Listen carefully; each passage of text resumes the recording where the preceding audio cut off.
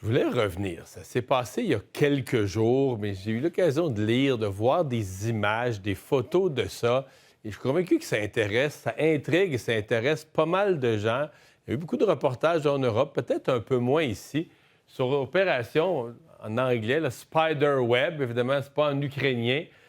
L'opération Spiderweb, c'est l'opération de l'armée ukrainienne qui est allée frapper, mais durement et sérieusement, l'armée de l'air russe.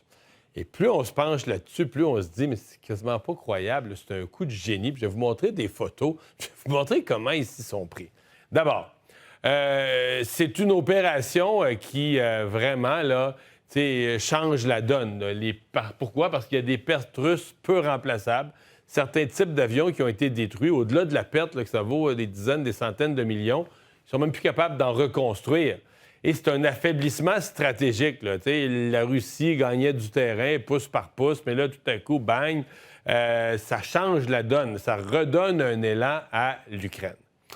Une opération immense, quand on dit une opération immense planifiée, pour arriver à la réaliser là, au poil près comme ça, on parle d'une année et demie de planification. Une année et demie de planification pour planifier quoi? Bien là, c'est toute l'opération, c'est tout ce qui vient. Parce qu'initialement, c'est des drones là, qui allaient frapper. Mais les drones, il fallait les transporter. Donc, 5 camions de transport des drones qui devaient aller se placer proche de 5 bases aériennes, mais là, à des milliers de kilomètres. Je pense que la plus loin, on disait à 5000 kilomètres.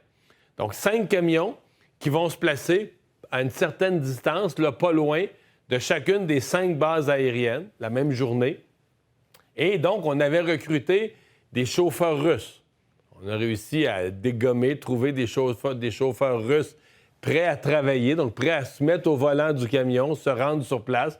Probablement qu'on leur a donné le temps de se sauver ou de se trouver une façon de se faire disparaître dans la nature. Je vous montre un peu là, des images, là, des photos de l'opération. Bon, évidemment, c'est la planification qui est visualisée. Mais les fameux camions, là, regardez bien. Les drones, ça, c'est comme le dessus. C'est comme si présentement, on voit le camion vu du dessus. C'est comme le toit du camion.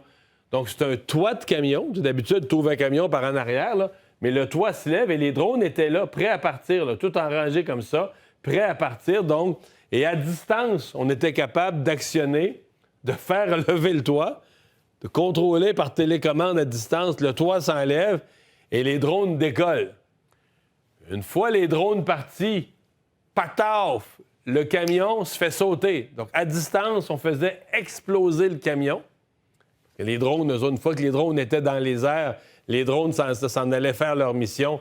Le camion voulait juste détruire les preuves, mettre le camion en feu. Donc, on a fait exploser le camion. Et donc là, vous voyez les frappes. On est allé frapper. Ce sont des photos qui ont été prises. Donc, des frappes après coup.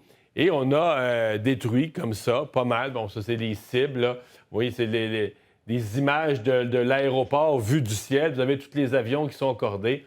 Et vous avez les différents types d'avions qui ont été frappés. Certains qui ont été lourdement endommagés, d'autres qui ont été complètement détruits, complètement brûlés. Je vous donne le bilan, qui n'est toujours pas précis. Vous savez, en affaires militaires, il faut rester prudent. Le bilan des pertes russes.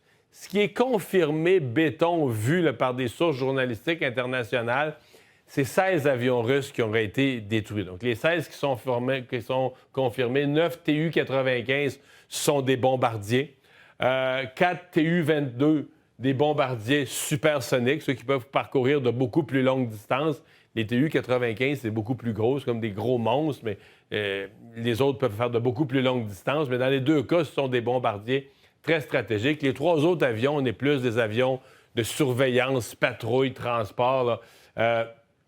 Mais l'armée russe, elle, dit avoir... Ça, c'est ce dont on est sûr prouvé. L'armée russe dit avoir frappé 41 avions. Donc, dans chacune des catégories, entre autres dans les 2 catégories de bombardiers, beaucoup plus d'avions qui auraient été détruits. Et le 41, c'est l'affirmation de la Russie, mais il semble crédible. En tout cas, je lisais des experts militaires qui disaient c'est tout à fait possible qu'on soit dans cet ordre de grandeur-là.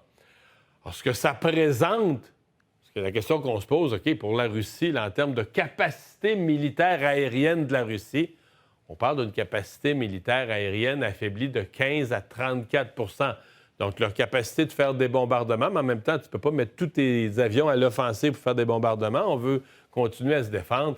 Alors, c'est toute une gifle, toute une claque pour la Russie.